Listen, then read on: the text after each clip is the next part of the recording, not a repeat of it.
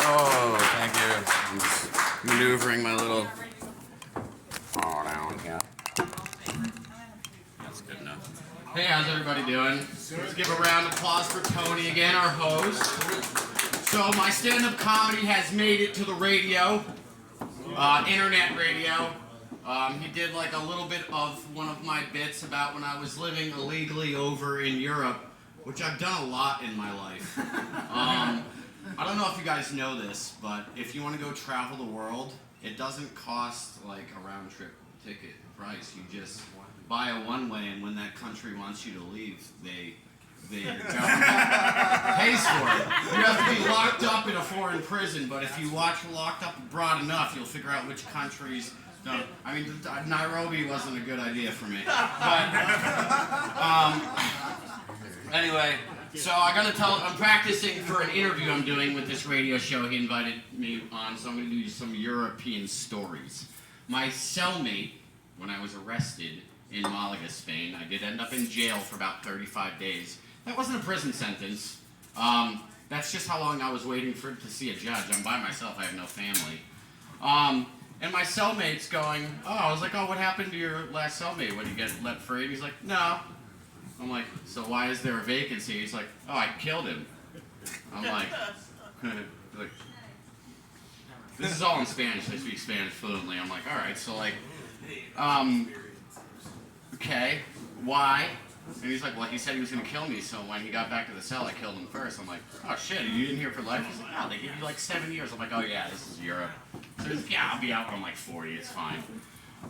Anyway, I thought I was getting deported after this 35 days of being in prison from stealing a t-shirt from a store. I was not. They just didn't deport me and dropped me off in the city with no money. And they're just, what the fuck, you Spanish now? I don't know if you know, I work when I'm over there. I don't know if you know what the Irish are like over there, or basically they're workforce Mexicans. So the thing is, they have siesta, and when they're asleep, someone's got to keep the fucking pub open. Right? So, and they don't want to see Spanish people anywhere, because they're white people. They want to see cute Irish Conor McGregor-looking motherfuckers slinging them Guinnesses. That's what they want. I don't know. That's Spain. And they're like, yeah, I'm going to work on my computer. I'm going to go have tapas, drink Irish beer, and then an Irish boy is going to take me around on a tour and bring me into a dance club. That's what I want in Barcelona. I was promoting for cannabis clubs. Fucking Europe is bananas. I don't know how to explain it to you guys. The next story I wanted to tell you from Europe, when I got deported, I did get deported back here during the Trump administration. It was really funny to watch you guys be under that for like a few years before I got kicked out of the country. I was like, don't put me back there!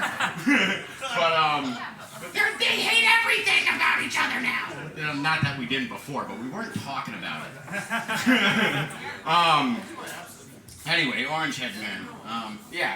So I'm in this foreign detainment center, and there's Africans mostly that are sub-Saharan, and then the Arab-looking kind from North Africa that are just rioting the whole time. And then there's me, 2 Ukrainians, and like 3 Russians. Ironically enough, this was 2017, and we're just like whites. It wasn't good. Wasn't good, but the Spanish loved watching us get involved in the fights that we had to, because they thought I looked like Conor McGregor. So I'm imagining myself being in the fight, because eventually they come and break it up. But they would talk to me afterwards, being like, "Oye, McGregor, cuando They thought. So I'm literally imagining these 2 Spanish guards watching the fight. They're like, "Oye, oye, oye." McGregor. Yes. 2 more minutes, I'm sorry. I have 2 more minutes. I have 2 more minutes. So I cannot rush the McGregor fight. They called me McGregor. The guards called me McGregor. They couldn't say my name for fuck anyway. They can't do the TH, but they don't.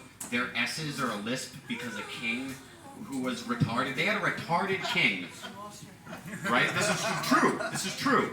They had a retarded king that couldn't say S's. So the whole country, he didn't die for such a long time that now the whole country is like, ¿Cómo estás? Bueno, bueno. Ah, ¿cómo estás?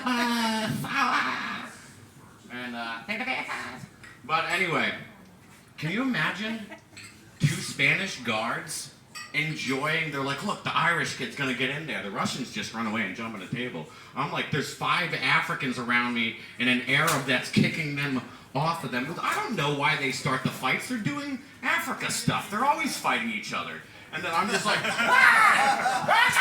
There's like 2 Georgians and they're like, oh my fucking God, I'm scared of everybody. And yeah. This is basically how the podcast is going to go. I don't know how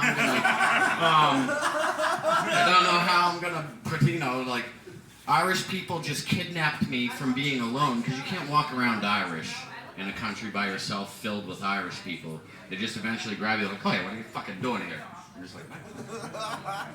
You just go into the club, but like, who do you work for? That's the thing I realized I could do in Europe. I don't have to pretend to be a scary Russian guy. If any weird Frenchies or Romanians walk up to me, I just yell. They don't speak English or Spanish. I just yell gibberishy Irish at them. It's just like, and they're just like, oh, fuck. And then you're just like, yeah, I'm wearing tight clothes and a leather jacket. I might be in the mafia.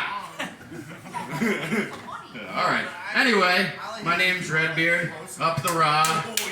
Thank you, Tony. Thank you, Saloon.